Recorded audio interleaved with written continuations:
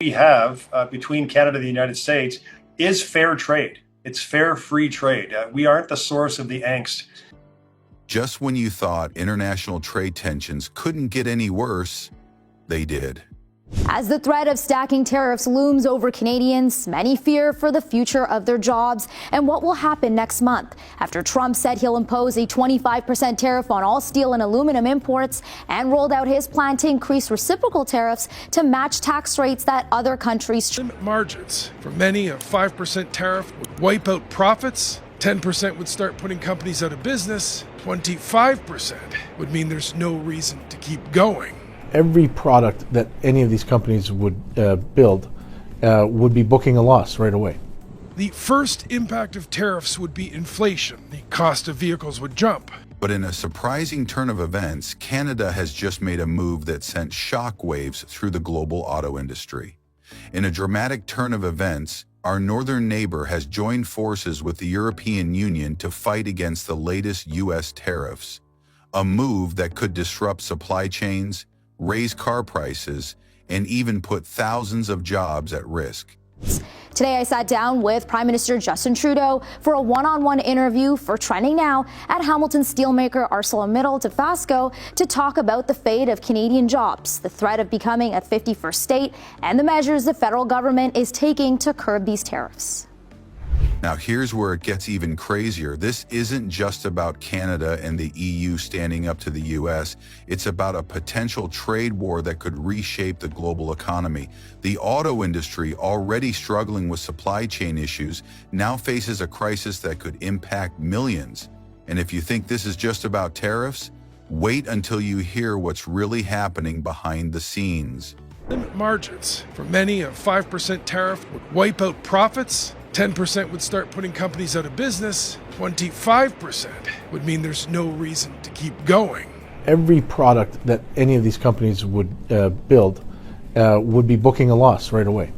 The first impact of tariffs would be inflation. The cost of vehicles would jump, but it would also cost jobs in both countries. Canadian parts suppliers own more than 150 plants in 19 U.S. states, employing 50,000 Americans. If Trump tries to push tariffs through by declaring an economic or national security emergency, Volpe says there would be court challenges. It's pretty easy to argue that a Canadian crew cab pickup truck isn't a threat to their national security. Now, the way the industry is built with cooperation across the border is supposed to make North America more competitive, to help it compete with countries with long histories making vehicles. The U.S. recently announced a 25% tariff on steel and aluminum imports, a move designed to protect American manufacturers from foreign competition. Literally, we had it planned for April 1st. I said, let's make it April 2nd. You know how much money that costs? That costs a lot of money just that one day, but we're going to do it on April 2nd, I think. Is that right? That's right. That is, of course, U.S. President Donald Trump confirming plans to impose tariffs on imported cars. The scope of the tariffs is unclear, but could impact cars coming from Canada. Earlier this week, Trump suggested tariffs of 50 or 100% on imported cars, saying Canada stole the industry from the U.S. and that he wants vehicles made in Detroit. It is more than 24 hours since Donald Trump doubled down on his controversial comments, suggesting... But that was just the beginning. The real bombshell came when the U.S. extended these tariffs to automobiles, hitting key trading partners like Canada and the European Union where it hurts the most. One big up-and-comer. We're all worried about China, and this is like going into a race against a top sprinter but breaking your own foot on purpose. Even if tariffs did force jobs back to the U.S., a trade war would hurt companies in that country. Almost 40% of the vehicles and parts produced by the U.S. are bought by... And just when you thought it couldn't get worse, it did. The auto industry isn't just another sector. It's one of the largest and most complex supply chains in the world. Automakers rely on materials, parts, and labor from multiple countries, and these tariffs threaten to throw everything into chaos. The cost of production will rise, leading to higher prices for consumers. And in an industry already dealing with inflation, that's the last thing anyone needs. But hold on, it gets even better. Tariffs are disproportionately impacting people in Ontario, specifically Hamilton, Halton, and Niagara. What's the federal government's plan to protect those jobs? Well, first of all, I'm here at the steel plant in Hamilton because we are here to protect those jobs. We did it, unfortunately, in 2018 when we had to the first time Mr. Trump was president, and we showed that Canadian and American steelworkers work together to build a competitive product around the world. Canadian steelworkers are some of the best in the world, and that's why we're very much focused in our conversations with the White House right now on not getting these tariffs brought in. People are worried about them, but we're doing everything we can to prevent them from moving forward, because we know in 2018 when they moved forward on tariffs on Canadian steel, that cost jobs in the United States, about 75,000 fewer jobs than otherwise would have been. Canada, one of America's closest allies and biggest trade partners, has decided that enough is enough. Teaming up with the EU, Canada is fighting back against these tariffs in a way that could have huge consequences. If they successfully push back, it could force the US to reconsider its aggressive trade policies. If they fail, the consequences could be devastating for automakers on all sides. Scared right now. What specific measures is the federal government taking to protect sovereignty so we do not become the 51st state? Well, first of all, the 51st state is simply not going to happen. That's not an issue. It is something we do have to take seriously when Donald Trump proposes that. But the best thing we can do is continue to be proud of being Canadians, stay on guard for our country, like it says in the anthem, and be there for each other. What we're seeing is Canadians, stepping up to buy Canadian, to be there for their neighbors, to support great steel workers like we have here, to support Canadian industries. That's one of the strongest things we can do, is understand that whatever challenges come by, Canadians pull together and are incredibly. Here's why this matters to you. Right now, automakers are already struggling. Ford's CEO Jim Farley has warned that a 25% tariff on Canadian and Mexican auto imports could blow a hole in the U.S. auto industry, and he's not exaggerating. This tariff could make it significantly more expensive for American companies to produce cars, which means higher prices for you, the consumer. And you'll never guess how bad it could get. Analysts estimate that these tariffs could increase the cost of a new car by about $3,000. That means whether you're looking to buy a Ford, Toyota, or even a Tesla, you're going to feel the impact. And the worst part? This isn't just about cars. It's about jobs, factories, and an industry that millions of people depend on. But what happens next will change everything. The border is part of the plan to curb tariffs. As a border community, what kind of extra security measures will we see in Niagara? Well, we've talked about a $1.3 billion border plan that involves more drones, more helicopters. We've just appointed a fentanyl czar, a former RCMP officer, who is going to focus on that particular angle, because we know the Americans are very worried about illegal fentanyl in their country. Now, we have the same kinds of tragedies in Canada. We have a fentanyl problem in Canada. It's a problem we should be solving together, because Canada is actually responsible for less than 1% of all the illegal fentanyl that goes into the United States. So we're not the source of the problem, but we are also trying to solve the problem. We're going to show the metrics over the coming weeks that respond to this concern, and we're going to do things together. Are there any specific changes that we may see in Niagara? We've added more personnel to the borders. We're adding more equipment. Canada and the EU aren't just sitting back and watching the US impose these tariffs. They're taking action, and their strategy is bold. One of the most surprising moves they're considering is actually lowering tariffs on US cars coming into their markets. It might sound counterintuitive, but there's a strategy behind it. By making US cars cheaper to import, they hope to ease trade tensions and convince the US to step back from its protectionist stance. I am so sick of Donald Trump. I just don't like it. Yeah, I just don't like the the stuff that he's doing. I feel like as a citizen, there's little things that we all can do in order to support our country and really kind of shows that our country is not part of United States and we don't want to be part of United States. I don't think I'll be visiting the States really this year, and we'll see how the next couple of years pan out between the dollar and just the kind of hostile rhetoric. I'm not really that interested. Yeah, hostile rhetoric, that's a good way to describe what is happening. Sarah, does anyone other than Trump think this is a good idea? So over the last couple of months, as we have heard these comments about Governor Trudeau, 51st state, there have been polls that have been done of Canadians, and in each of them there's an overwhelming majority of Canadians who say that they do not like that idea. There is, though, a minority who say that they do for a variety. But here's what they're not telling you. If Canada and the EU lower tariffs without getting anything in return, they could put their own automakers at risk. Tonight, I am announcing Canada will be responding to the U.S. trade action with 25% tariffs against $155 billion worth of American goods. This will include immediate tariffs on $30 billion worth of goods as of Tuesday, followed by further tariffs on $125 billion worth of American products in 21 days' time to allow Canadian companies and supply chains to seek to find alternatives. Our response will also be far-reaching and include everyday items such as American beer, wine, and bourbon, fruits and fruit juices, including orange juice, along with vegetables, perfume, clothing, and shoes.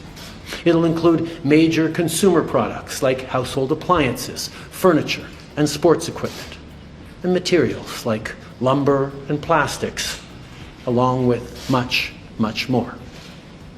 And as part of our response, we are... And that's where things take a wild turn. This isn't just about autos, it's about global trade dynamics shifting in ways we've never seen before. The EU exported nearly SFX billion worth of cars to the US last year. If this tariff war escalates, it won't just be automakers feeling the pain, it will be workers, dealerships, and entire economies caught in the crossfire. Countries continue to be the best neighbors in the world. I want to speak directly to Americans, our closest friends and neighbors. This is a choice that, yes, will harm Canadians, but beyond that, it will have real consequences for you, the American people. As I have consistently said, tariffs against Canada will put your jobs at risk, potentially shutting down American auto assembly plants and other manufacturing facilities. They will raise costs for you, including food at the grocery stores and gas at the pump.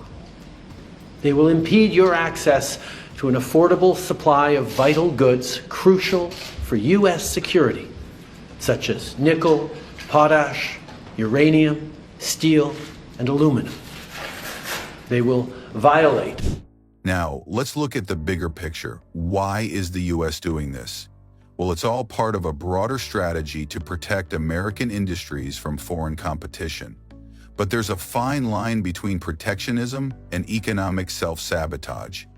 While the U.S. wants to support domestic automakers, these tariffs could backfire by making cars more expensive, reducing demand, and ultimately hurting the very industry they're trying to protect.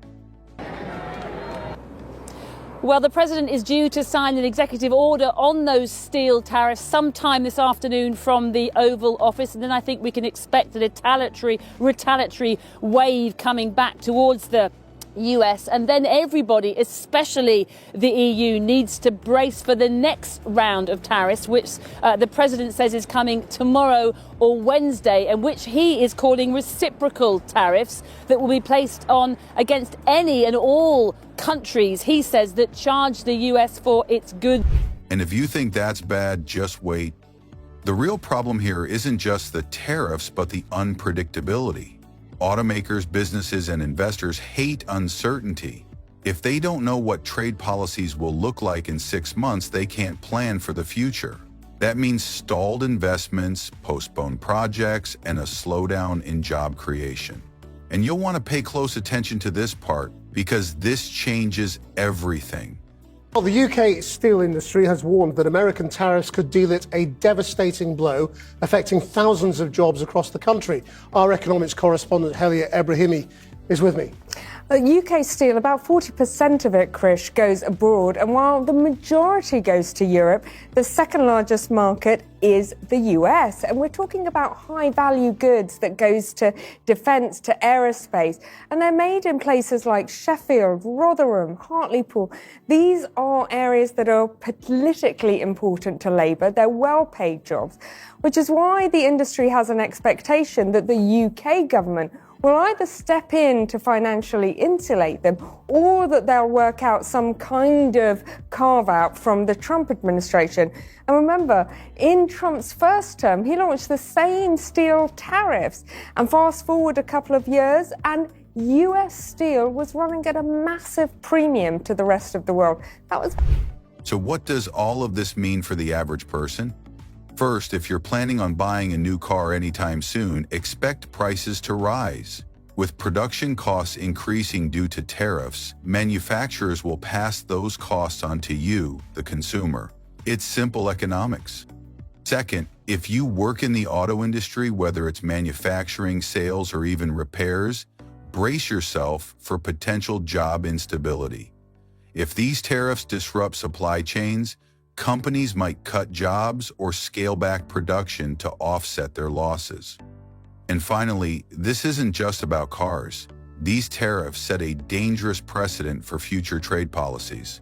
If countries start retaliating with their own tariffs, we could be looking at a full-blown trade war that extends far beyond the auto industry. And the craziest part? It's 100% real. Social Security, it's Medicaid. It can't be touched. Another $1 trillion or so is the national credit card debt interest bill. That leaves about $1.8 trillion. That's the kind of stuff Siobhan was talking about, Elon Musk setting his sights on. But about half of that is defense. Now, finding a way to make all of these numbers add up is, exposes another economic fact, one that a lot of economists say shows that the US economy is going in the wrong direction. Now, this is the 100-year picture of US debt. It's rising relentlessly and set to go even higher. Now, many economists blame Biden's for an inflationary boom, which added to this debt pile. And the question for the Trump presidency is whether he'll be able to turn it around or whether his own... So, where does this all go from here? Well, there are three possible scenarios. 1. The U.S. backs down, realizing that these tariffs are doing more harm than good. This would be a win for Canada and the EU and could restore some stability to the auto industry. 2. Canada and the EU strategy fails, and the US doubles down on tariffs. If that happens, expect higher prices, supply chain disruptions, and a potential collapse in auto manufacturing jobs. 3. The situation escalates into a full-blown trade war, where other industries beyond autos start getting hit with tariffs, and that's when things could really start spiraling out of control. But here's the most important part. We should be leaning on each other as we have during the darkest moments of our history to take on the world. And that's the argument that we continue to make and that I will continue to make directly with Donald. Do you plan to go see him in Washington in the next few weeks? I'm going to continue to do the things that are necessary, talk to him as much as necessary, and we'll see what's on deck. What is President Donald Trump's end game here? He wants a win for the United States, but Canada is well positioned to give that win to the United States because a win-win is what our economies have all been about. When Canada does well and the United States does well, we do great in terms of competition with the world. So being able to both demonstrate that Canada is not the problem, but the solution is at the heart of what we're doing. Circling back to the federal government's plan to protect these jobs in Canada, specifically Hamilton, Halton, plant in Niagara. Any steps that you guys are specifically taking? This isn't just about government policies or economic strategies. It's about real people. The auto industry supports millions of jobs worldwide. A crisis in this sector doesn't just mean more expensive cars. It means families struggling, businesses shutting down, and economies suffering. So far, Trumponomics seems to just be absolute love of tariffs. And as a card-carrying economist, I'm not such a fan of that approach. Tariffs are already adding a little bit to inflation, and each new wave of them will add even more, which is exactly the opposite, of course, of what President Trump was elected to do. But I suppose he thinks it's going to raise a lot of money for him to spend, which I mean, can that alleviate things in any way? It's going to raise some money, but don't worry, that money's going to be spent. It's going to be spent several times over. There's trillions of dollars of tax cut proposals. You know, the other thing is you might think it's going to help people who have jobs in manufacturing, and it will help some of them. If you make steel, the tariffs probably help you. But if you make cars or you're in the construction industry, the tariffs are going to hurt you because they're raising the price of one of the. And by the end of this story, one thing is clear. This isn't just about trade. It's about the future of an industry that keeps the world moving. The question is, will leaders find a way to fix this before it's too late? Kindly let us know your thoughts on this trade debacle between US and Canada in the comments. Thanks for watching.